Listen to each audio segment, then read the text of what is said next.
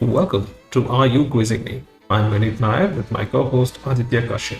This is a quizzing trivia podcast show.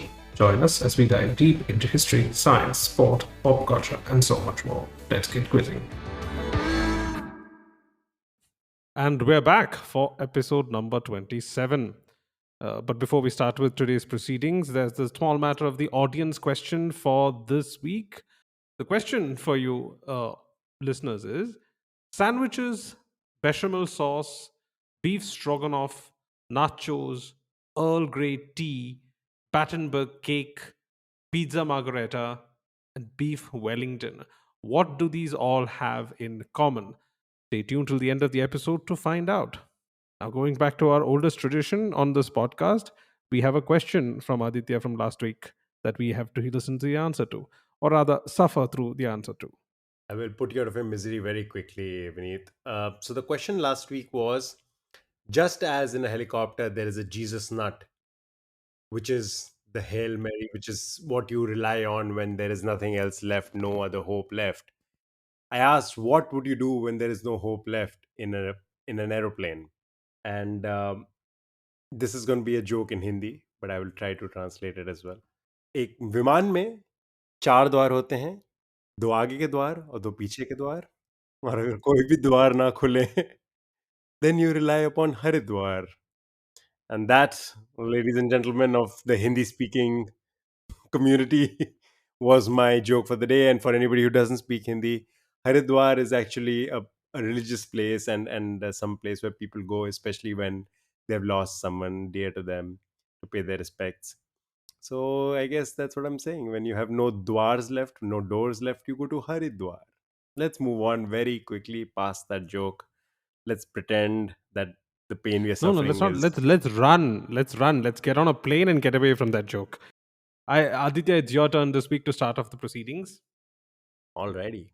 Which country, once upon a time, had the third largest inventory of nuclear weapons in the world and today has none?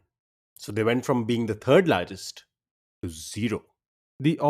Okay, that's the obvious suspects for the number one and number two are obviously the US and the USSR, the Soviet Russia. Given that your question says that these people these but this particular country does not have any nuclear weapons now, leads me to suspect it's not one of the other suspects that I would think of, something like Israel or some of the other countries which officially don't have any programs, but I'm fairly sure that they do have nuclear weapons. So I'm going to guess that this is going to be one of the former Soviet socialist republics. I I can't even I don't even know what to say, Beneath, at this point. Like I feel like I come up with questions and I think of the hints that I would give, and then you just don't need any of it. I feel like next time you're just gonna predict my questions before I even say them. You're gonna complete my questions for me. You're very much on the right track. You're on the right track. Yeah, You're on the but right there track. are so it's one of the stands. My first guess is going to be Uzbekistan, No, it's not because of the okay. So no, the Baikonur is in Uzbekistan, right? That was their space program. That's why I guess that first. sure, but no, it's not Then Uzbekistan. it's not Uzbekistan. Hmm. Kazakhstan, was it a part of that? No, right? I'm not sure. Not Kazakhstan either. Belarus. Okay, so let me help you a little bit. So you were obviously on the right track. Yeah, The only hint that I would give at this point is that it's ironic that they gave up all of their it's nuclear Ukraine. arms. It's Ukraine. It's It Ukraine. is I thought of Ukraine. Ukraine first, but then I wasn't completely sure. I think I was confusing Ukraine with Poland at that point. I was like, was it part of the USSR? Was it not part of the USSR? So I was having it. Yeah. Okay. Got it. Ukraine. Hmm. Ukraine was very much a part of USSR. Ukraine was where more than 3,000 nuclear warheads were stored right around the time Hmm. of the USSR splitting up. And so when USSR did split up and Ukraine became an independent country, they were the third largest in terms of nuclear arms in the world, country to possess nuclear arms after after Russia and United States of America. Interestingly enough, they did sign the Non-Proliferation Treaty, which meant that they gave up their nuclear weapons, and it was under the condition that their boundaries would be respected. And I guess people have very short term memories, Yeah. especially certain Russian autocrats and leaders. Yeah, we're not going there. We're not going there. The last thing we want is to be in the targets of Russian hackers. So, Oh, yes. yes. No, but the interesting fact now that you mentioned the nuclear non-proliferation treaty, if again you may have to fact check this, but if I remember correctly, do you know what particular episode or what particular event prompted the countries to start thinking of a nuclear non-proliferation treaty? Ooh, I would imagine. I was first going to say Cuban Missile Crisis, but no, that does not make sense. I would say one of the events where, and I know there have been a few, where accidentally there was some reading which went wrong in their radars and whatnot, and they were going to accidentally launch a nuclear strike on their enemy. I think it was either the US or Russia, and somebody who was right at the forefront, that soldier or general or whoever it was, they decided not to, even though they've gotten orders to.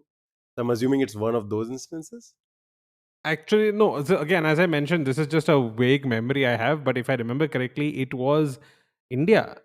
So India's Oh, explosion, a test explosion of an atomic bomb at Pokhran under Prime Minister Indira Gandhi was one of the fueling factors towards the West deciding enough is enough. We need a non-proliferation treaty.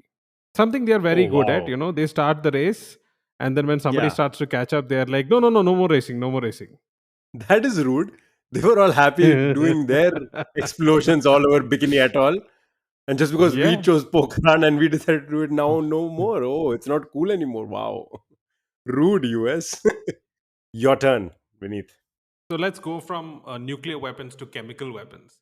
Although World War II saw no British mustard gas attacks, World War One did. Thus, respiratory masks were introduced in response to these kind of chemical weapons.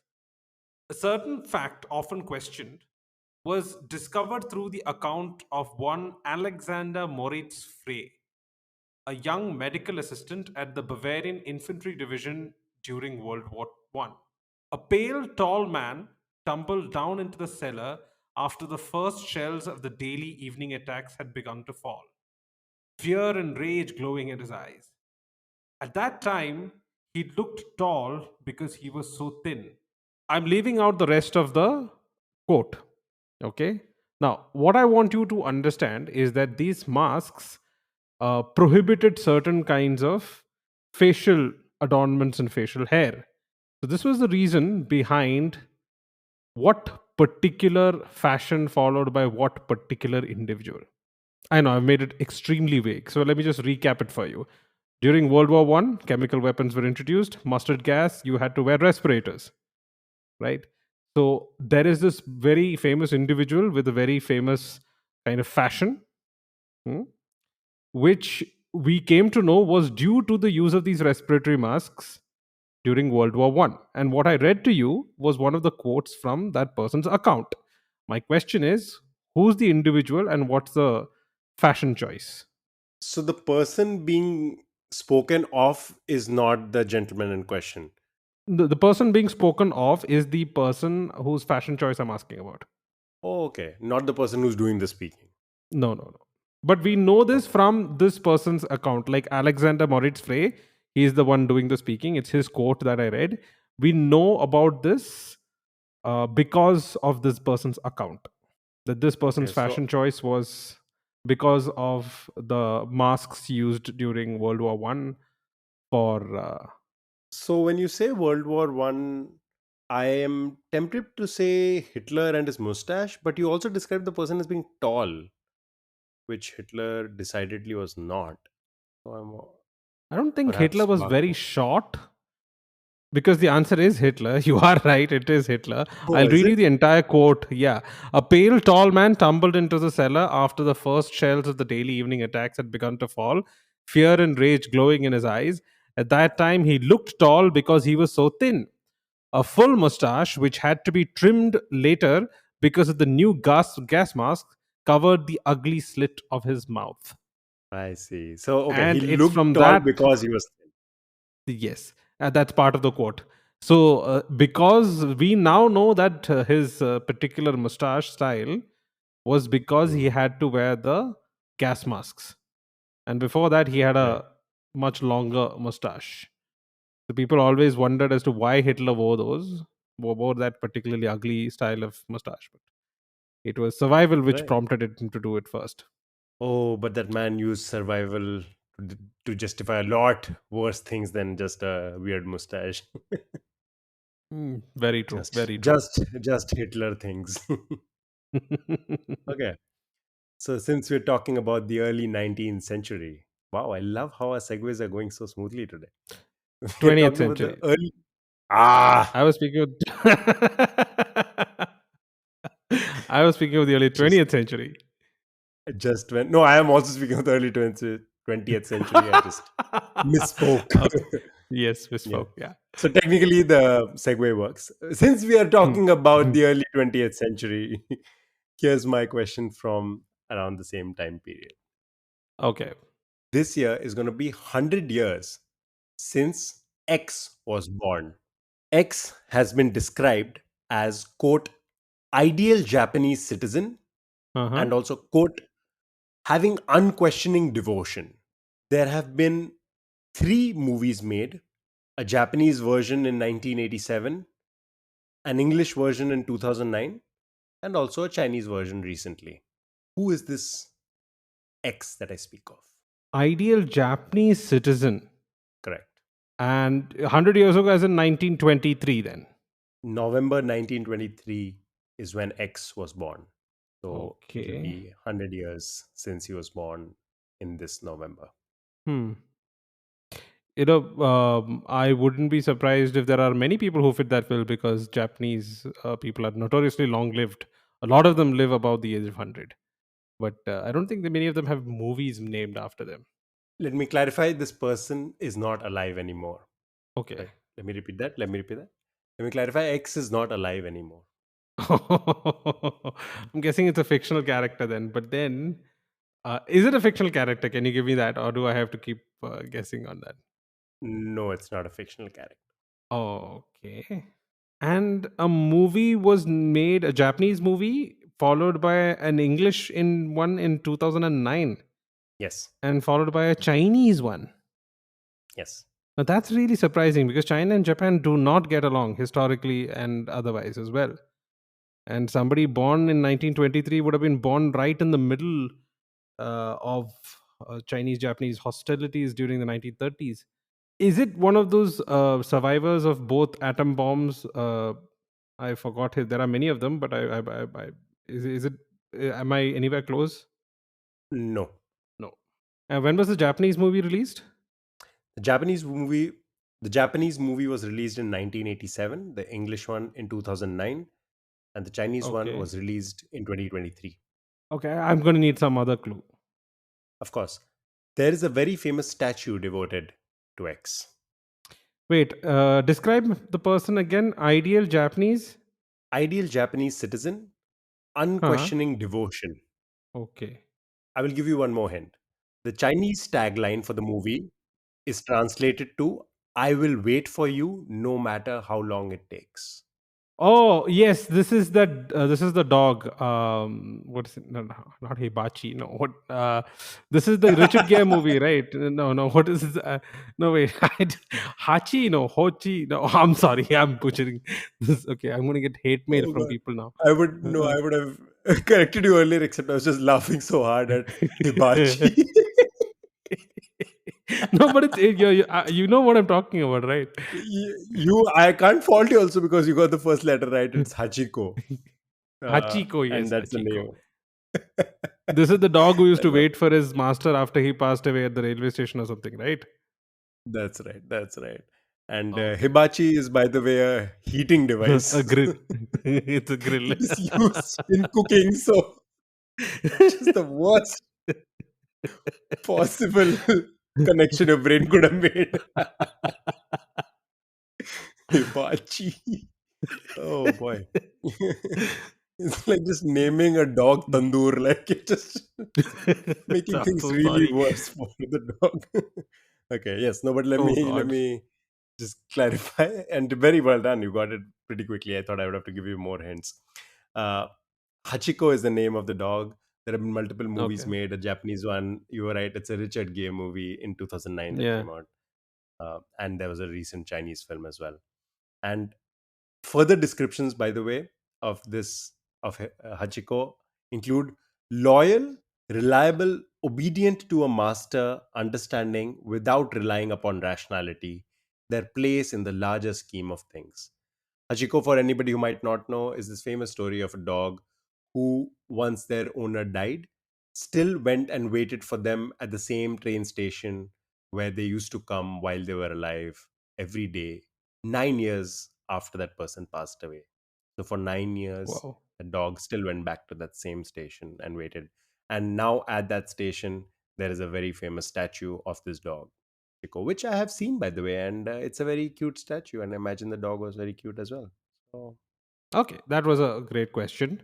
You really had me going there with I was my mind was going in all different directions until the last clue. Let me just shift to something a little more related to business. X is a model village on the south side of Birmingham, England, best known for its connections with the Cadbury family and chocolate. 120 acres of land was bought by George Cadbury, on which a model village was built. Designed by resident architect William Alexander Harvey, the houses were traditional in design but with large gardens and modern interiors. These were for the employees who worked in the Cadbury factory located there. As Cadbury himself was a Quaker, no public houses or pubs were ever built in X. The district surrounding the factory has been dry for 100 years or more, with no alcohol being sold in pubs, bars, or shops, and with residents constantly fighting to maintain this. Name the town X.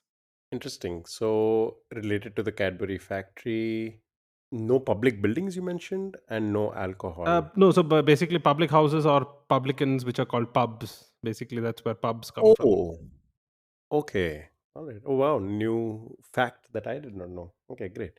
So, no pubs and no alcohol. And But there were houses for people to live. There were schools and and other things. Basically, everything and the else. houses sounded and the houses sounded kind of fancy. You said something about the glass. Yes, they were designed by architect William Alexander Harvey. Traditional designs, but with large gardens and modern interiors. Very Yeah. progressive for the time. Which time frame are we talking about? Let's say this was in the century prior to the 20th, so around the 19th century, late 19th century. But the name is something you would be familiar with. I'm trying to think of Cadbury products that I would know. So my first instinct Hmm. was to say dairy milk, which obviously does not sound like the right answer. So the No, next thing I'm going to say is eclairs Cadbury? no, Cadbury Eclair? It is no, Cadbury though, right? I no. think eclairs is Cadbury though, right? No, eclairs are actually a kind of pastry The dessert dessert, thingy. yeah, it's a pastry thing. Yeah. Yeah. Yes. Okay. Wow, this just reminds me I've not had chocolate in a very long time because I can't think of Cadbury products right now. For Okay. those who don't know, Aditya is a bit of a fitness freak. But I'm also a massive sweet tooth. So within An every man there resides a wolf. angel and a devil on his And shoulder. I would say two wolves, one of whom wants to have six pack abs, the other wants to eat really sweet stuff. Okay.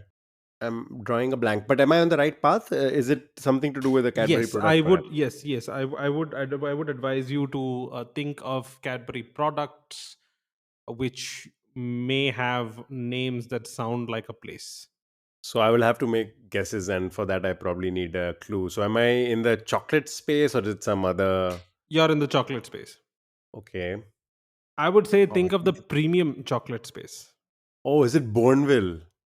Yes, it is Bourneville. Oh, okay. Wow, you said premium, and that's what it struck me because I was just thinking Cadbury Silk, and Silk does not sound like the name of a town. Yeah. Weird name for a town, Silk. The town is called Bourneville, and it's one of the first model villages built around a factory. And it's again a fascinating story, a long story with a lot of twists and turns in it, which I will relate in a mini episode coming forward. because I will not be able to give it enough justice if I'm going to just rush through the details in the next 2 minutes. But rest assured, ladies and gentlemen, listening to this podcast, that you will hear more about Bonneville coming in the future. That's right, because I am very excited to hear our mini episodes. We have recorded a few. We shall be releasing them very soon. I am quite excited. And Actually, we'll be since we, releasing one with this episode. We'll be releasing one with this episode as well. It'll be on the same day as this episode. how exciting could your Thursday get? I mean, I don't know what else do you have planned on Thursday. I suggest canceling all of it and just devoting your time to our podcast. Now that was Because cheesy. That was cheesy to the max. That was like one of those big cheese wheels at Virat Kohli's restaurant. Come on, man. People will listen. We don't need to be cheesy. just trying, Vineet, I'm trying really hard here. Okay. All right.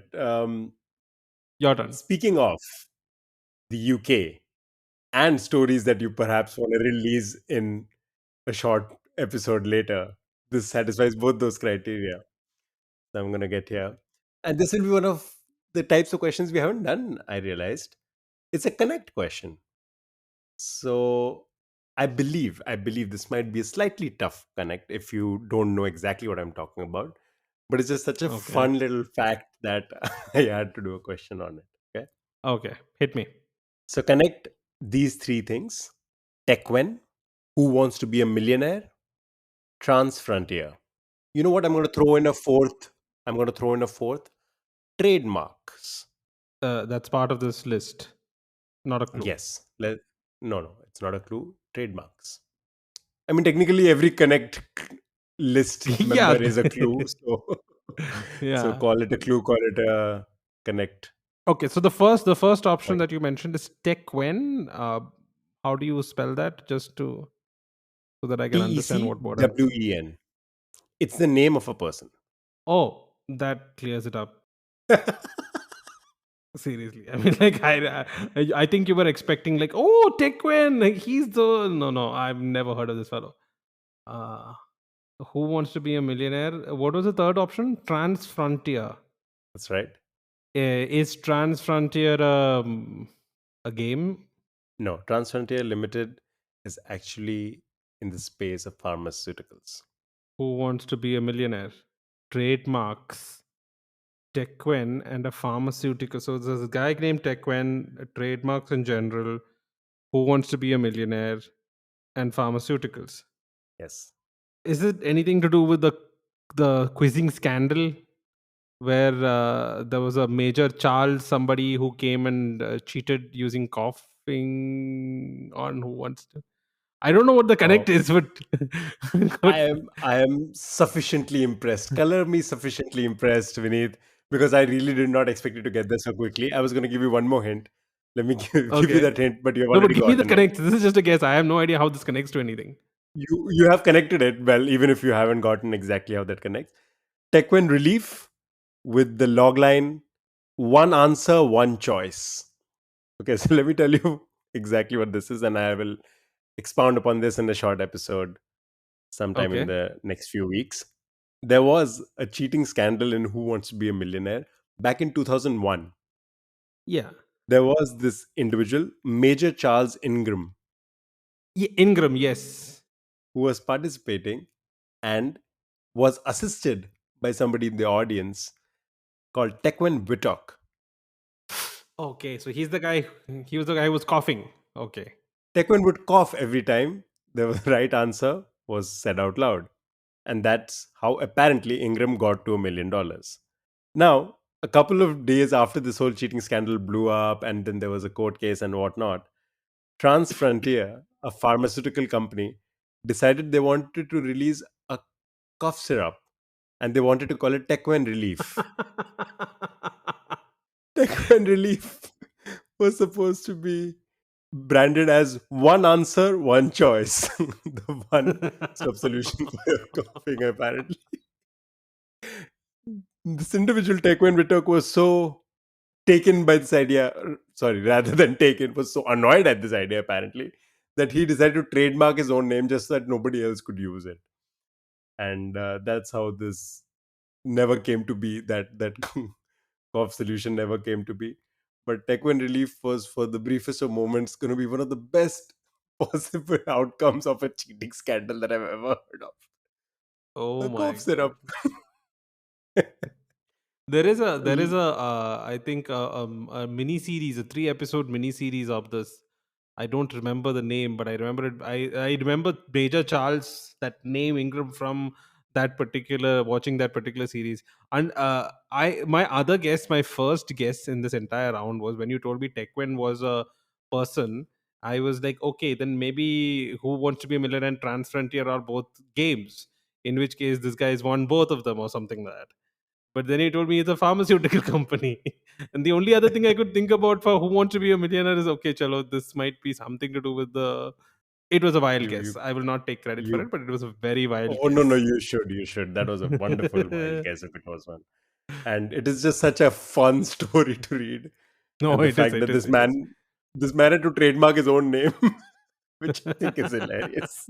No, not just that. The entire lead up to this cheating scandal, it is just fascinating. Yes, I will be very looking forward with bated breath for that mini episode. Coming very soon. Yeah. All right. Your turn, Vineet. Okay, so let's stay in the UK. Let's stay in the UK. Flower of Scotland is a Scottish song frequently performed at special occasions and sporting events as an unofficial national anthem of Scotland.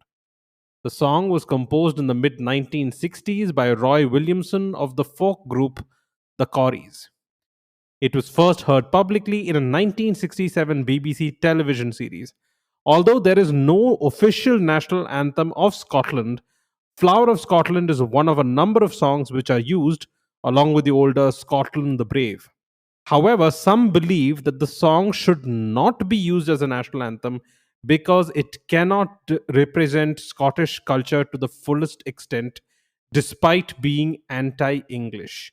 Why specifically do they feel it's a poor choice? Yeah, I have no clue to begin with, but let me just try. Something very, very stupid. Is it just because the flower of Scotland implies that there is a flower, and Scotland is a cold country, so I'm just guessing that flowers wither away, and so they don't want to associate that imagery, or maybe half the year they don't have flowers. It's not anything to do with the composition of the lyrics or the meaning of the song. They don't want it because of a more practical reason. A silly, but you could understand why they wouldn't want to do have that song. Scots speak English only, right? I was just gonna say, is it like because Yes, it they speak is? a version of English, as in their accent is extremely difficult to understand unless you're Scottish. So yeah, but it's still English in a different accent. So yeah, it is not even the language concern. No, but I again we'll have to fact check this, but I do think the Scots and the Irish do speak different variations of Gaelic as well. I know Welsh is definitely something that is spoken in small Yes, parts. Welsh is I'm English without sure. the vowels, I'm guessing, and much longer words. Perhaps I have no That clue was a about joke. that. That Oh, was a okay. joke. I took it seriously, Vineet. You can't say stuff like that on a trivia podcast. Okay, alrighty. So language is not the concern in this case as well. It's not the language. Were the Corys an English group by any chance? No, it's not. It's nothing to do with that either. It's nothing to do with its origins. It's nothing to do with the content of the song, nor the language of the song, nor the lyrics of the song. But they feel that it can't represent Scottish culture intrinsically. It is unable to represent Scottish culture to its fullest extent. People aren't drunk when they're singing this and not drunk on Scotch whiskey. I don't know. I don't know much Okay, about I'll Scottish I'll give you culture. I'll I'm give you a sorry. clue. I'll give you a clue. This is a question way out of left field. I had no expectations of anybody being able to answer this. But I would suggest you think musically speaking, it can't represent Scotland to the fullest extent. Oh, okay. Is it because they don't have bagpipes in the song? You're almost there. If you want to modify your answer a little bit. Nobody's wearing a kilt and playing bagpipes in the No, song. no. No, I'll give it to you. I'll give it to you. See, the thing is, it can't be played on a bagpipe. Oh, okay. What? Okay. It contains a flattened seventh note which cannot be produced by bagpipes. Oh, Okay, okay. So it simply cannot be played properly with bagpipes. And it's heresy to think that a national anthem of Scotland cannot be played on a bagpipe. It reminds me of a joke from one of the TV shows. I believe it was Arrested Development, and the one of the characters is in a band which plays on bagpipes, and this guy has gone to watch her perform, and he's like, "I'm not sure if that was good music played badly or bad music being played really well," because he just could not appreciate bagpipes.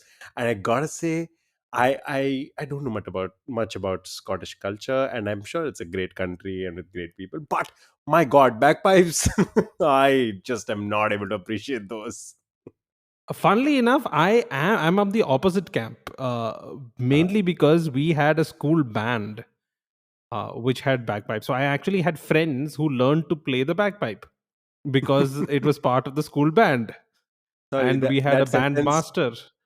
that Uh, sentence is an oxymoron, Vineet. If they had friends, that they didn't need to learn the bagpipes. You don't those two things don't coincide. Oh, that's so insulting. That's so insulting to all band people, to everybody who's ever played in a band. No, but yeah, so we had one of those traditional kind of military bands, and we had a band master who was from the Indian Army, who's retired from the Indian Army. So he was the one who set up the entire thing. And maybe because I was exposed to it at a young age, but I've always had a soft spot for bagpipe music. It's Interesting. got a certain kind of melancholy, almost bittersweet tone to it. I've always felt it's never. I mean, you can play happy tunes on it, obviously, but there's always some kind of underlying sadness, which I feel is like a metaphor. You know, Oh, even so if when you're playing a really happy tune, even the best happiness and the best comedy comes from pain. You know, something like that. I'm waxing ah, philosophical at midnight over here. I will make that connection more obvious to our Indian listeners. Bagpipes are like the Arijit Singh of instruments. Like you give them whatever song, there is always that pain, that emotional pain in that voice. It doesn't matter how You happy the realize he's lyrics got a are. lot of fans, right? I'm saying he's a great singer. He brings pain into the most simple of lyrics as well. I love it. I'm a big Arijit Singh fan. I'm not Okay. shitting on Arijit Singh at all. All right. Okay, your turn. I do not have a segue for this question, so let's just jump right into it. And you're gonna love it because it's sports, Vineet. Oh Okay. God. Very simple question. The Live Golf series has how many holes in it? Wait, what? The live golf? You mean live golf? Live. Oh, so LIV Golf is actually a Oh, new okay. golf league that has come up very recently. Okay. It is funded almost entirely by the royal family of Saudi Arabia, and it came up almost in opposition with the PGA, which is what was the established golf Yeah. body. Arnold Palmer and And all those people. yeah, everybody who knows anybody who knows anything about golf knows that PGA is where the action's at. But now Live Yeah. Golf is also this upstart which is trying to do things in a new and interesting way. There are a lot of fun Okay. things that they're trying to do, including like having people watch and cheer along. So they're making it more lively and interesting in those ways. They're How also do you cheer golf? abandoning. Don't ask me. I've never watched golf, too, so I have no clue how anybody watches golf also in the first place. But for those of them who do, apparently you can. And they're also abandoning the whole like attire of being very sophisticatedly dressed and stuff. But anyways, all of that is Okay. besides the point. My question was very simple. How many holes are to be played at these events? My first guess would be to give the obvious answer, which is like every other golf course, that'll be 18 holes. But I'm guessing you're going to say, of course, it's not 18. It is not that. It is not the answer. Okay, so then I'd say that they would have made it a T20 kind of version, which would put it at 9 holes. No. So do you want me to keep guessing every number between 1 and 18? Are you going to give you a clue? So the thing is, any clues is just going to give you the answer. So I'm trying to think of a good clue. All Okay. right. The answer is in the name. Okay. 54. 54 is the answer. Live, LIV. in Roman numerals is 54, and 54. that refers to the number of holes that are to be played at live events. 54 holes are to be played at live events, and that's where live golf gets its name So from. like so that's like three full courses then. 18 into 3. Yes. Mm. And they're playing this in Saudi Arabia? No, not necessarily. They're doing it in multiple places across the world. It's just Oh, okay. sponsored by the Sovereign Wealth Fund of Saudi Arabia And that's why they called it live golf. because of the number of holes. Yeah. Okay. Well, I don't know if they Wow. came up with the name first or the Yeah, format that's first. exactly what I was trying to figure out. Did they come up with it and then they were decided, or somebody was being exceedingly clever and was like live and live golf, like live golf, live golf. Well, it could have gone either ways, but I just found that to be interesting that this golf It league. is an interesting fact. So, just out of curiosity, do they play all 54 holes on the same day? Oh boy, you're asking somebody who has no idea how to play a single hole on a golf course. I've played a lot I of golf on my phone. To be honest, I enjoy playing golf on my phone. no. So you are perhaps much more of an expert than I am then at this point. So I have no idea. I will try to fact check that for later, but for my question's purpose, all I can tell you is that there are 54 holes to be played at these events. Okay, that's a great question. Something, but it was a great clue. Frankly, the number is in the name itself.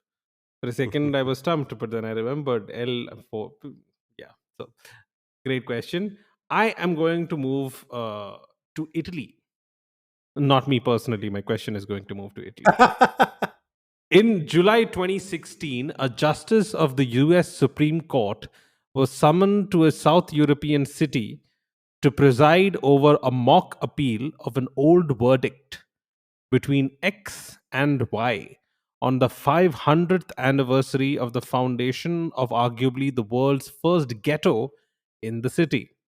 After 2 hours of arguments and 20 minutes of deliberations, the revamped verdict was to restore back the property and religious freedom to X, although what he required in the original trial was not promised to be given. As for Y, who was declared as a fraudster, she was sanctioned by having to attend law degrees at universities where the other two judges taught. Who was X and Y? What? Okay, I'm just gonna. What? Okay. Yes. So I'm going to repeat the question. I'm going to repeat the question. Let me just put this down. So, in July of 2016, a justice of the US Supreme Court was summoned to a South European city. I'm giving you a clue in the beginning itself. It's in Italy. The Supreme Court justice was brought to the city to preside over a mock appeal of an old verdict between X and Y. After Okay. 2 hours of arguments and 20 minutes of deliberations, the revamped verdict was to restore back the property and religious freedom to X, although what he required in the original trial was not promised to be given.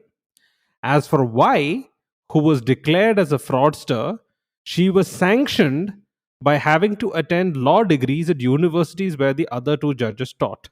Who were X and Y? Okay, maybe I didn't quite catch this part. Was this new verdict in opposition to the original verdict from 500 years ago? Yes, it was the almost the exact opposite of the original verdict. So in the original verdict, Y won. Yes. Okay. And you did use the pronouns he and she, but are these Ah, people or you are caught they that, didn't you? organizations? Are they organizations by any chance? I was also No, no, curious. I'm very particular about my pronouns. No, no, as in like a she could also be like a country. I don't know. Or a ship. Okay. Or a ship, yes. All right, no. So we're talking No, about but these are people. people. These are people. Italy, 2016, 500 years ago, that makes it 1516.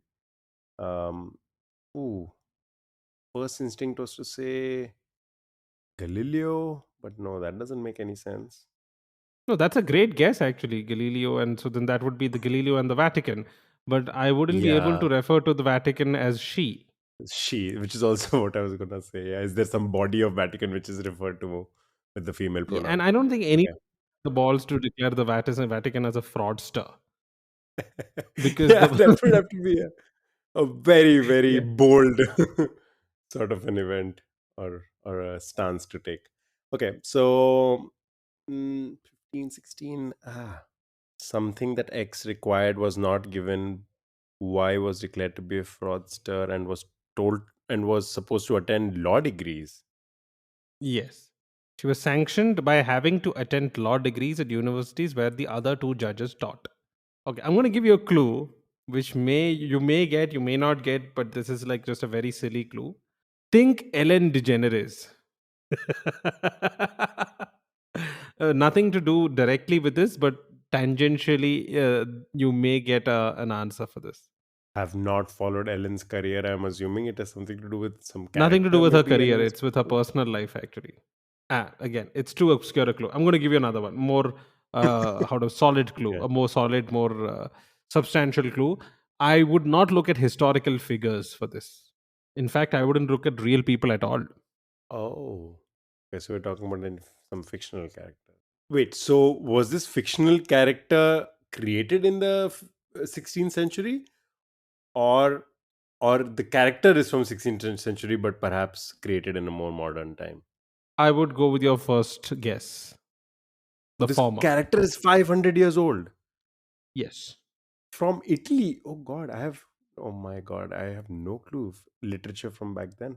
I am fairly sure that you at least have heard of these people, maybe given because I know what our education system's like. So I would not, uh, you know, bet my life on it. But I'm fairly sure you, of all people, would have heard for this, given your penchant for drama and the stage. Oh, okay, okay. Yeah. Sorry. Before you said all of these things, the first thing that did occur to me was Shakespeare. So I'm trying to think of it can't be Romeo and Juliet. Or Nope, there's no, it's no not Romeo and court Juliet. case in Romeo and Juliet. That's true. Um, Hamlet is not in Italy. That's Denmark. Merchant of Venice?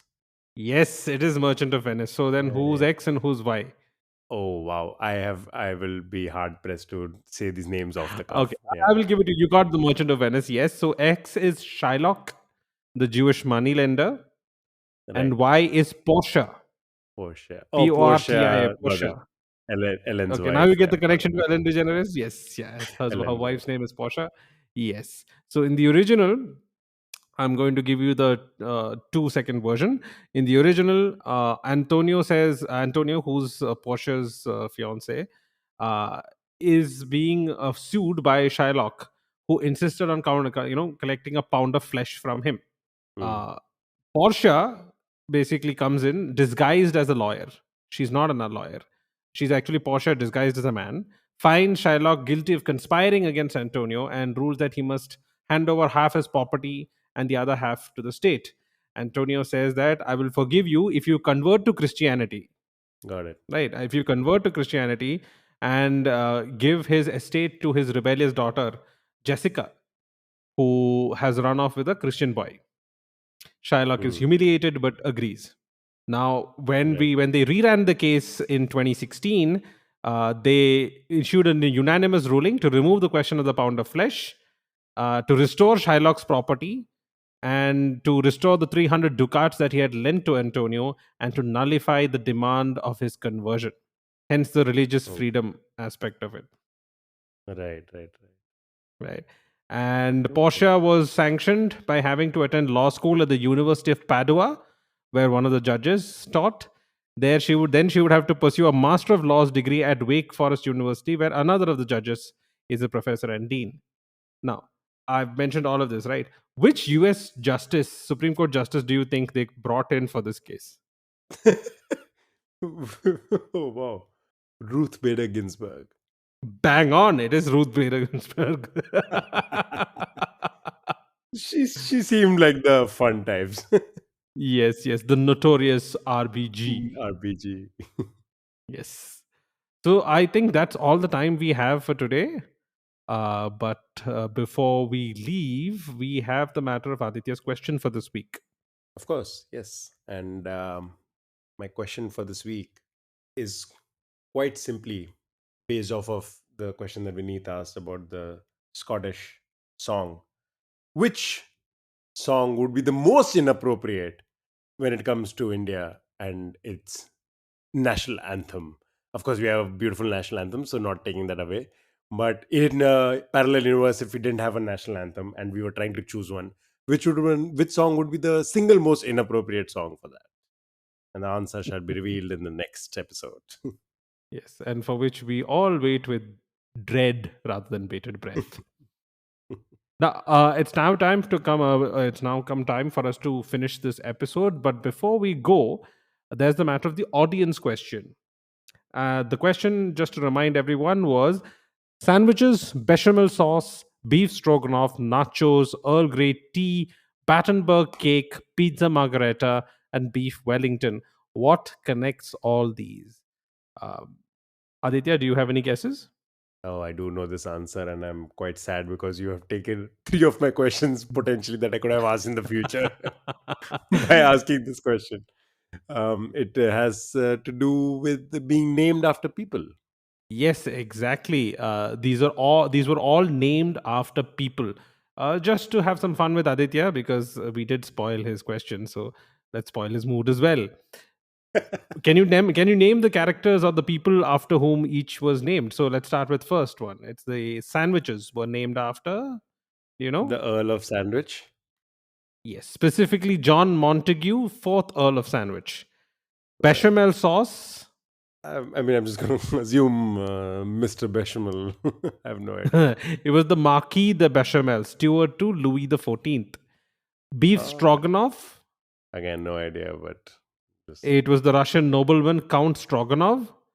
Nachos. That one I do know. That was going to be one of my questions. Fun fact. Yeah, Nacho. The man Nachos Especiales, I believe it was the name of the dish, and that's which got Yes. shortened to nachos. Yeah. So it was named after Ignacio Nacho Anaya, who was a Mexican chef. Earl Grey tea. Earl Grey tea, I imagine. The Earl Grey, the great Earl Grey. I Yes. don't know.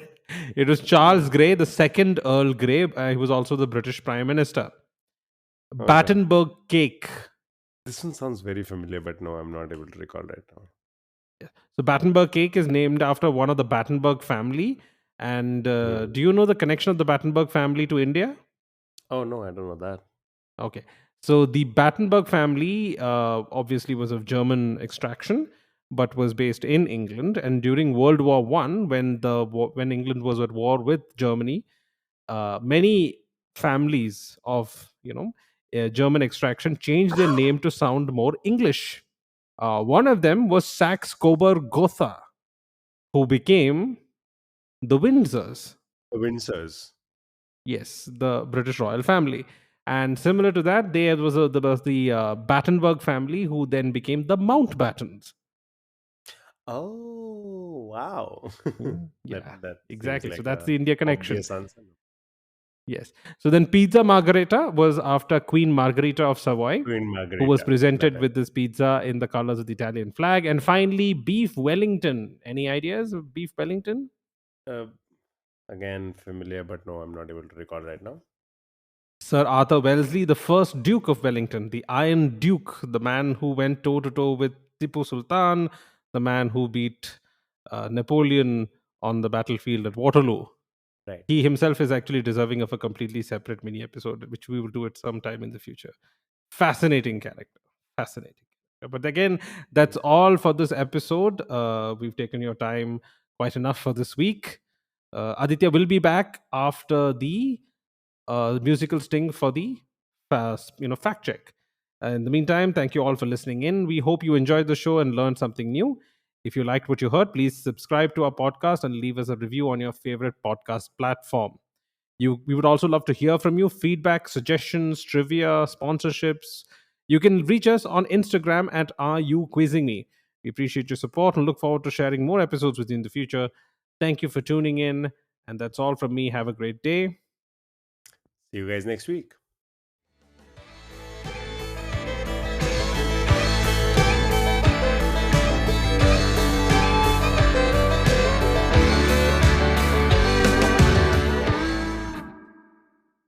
And here's the fact check for the episode. Baikonur is in Kazakhstan, not Uzbekistan. The Non-Proliferation Treaty was launched in 1958 as a process. Codenamed Smiling Buddha, the first nuclear device test in India, happened much later in 1974. However, the Indian test did result in the formation of the Nuclear Suppliers Group, a group of nuclear supplier countries that seek to prevent proliferation by controlling the export of materials, equipment, and technology that can be used to manufacture nuclear weapons. Hitler was 178 centimeters or 5 feet 8.5 inches tall. An average German man of a similar age in that time would have been 168 centimeters or 5 feet 5 inches tall. Hitler was by most accounts taller than average. Tekwen Wittok was also a contestant on Who Wants to Be a Millionaire and not an audience member. Scottish Gaelic is a language native to the Gaels of Scotland. The quote from Arrested Development regarding bagpipes is, "It was hard to tell if it was good music played horribly or horrible music played well." The 54 holes in Live Golf League are played out over 3 days. And that's all for the fact check.